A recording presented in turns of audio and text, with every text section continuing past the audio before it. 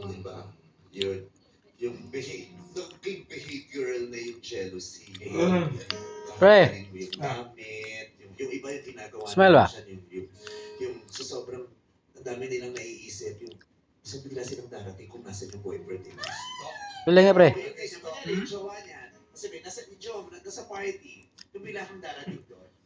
Nanonorpresa. Oo, yung una sa utak mo lang nangyayari. Yung pangalawa, ginagawa na ng katawan, may ginagawa na yung katawan mo. Naging stalker na.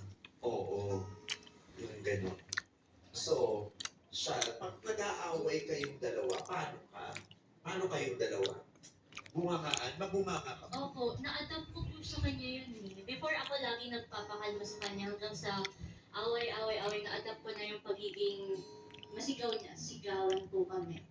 Ganun po kami mag-aaway. Hindi ka naman, hindi naman kayo nagpipisikala. Hindi naman po. Okay.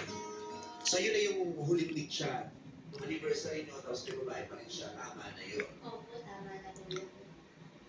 Tama na dahil masyado ng masakit o tama na dahil wala ka nang nararamdaman na ubus na yung pagmamahal at pasensya.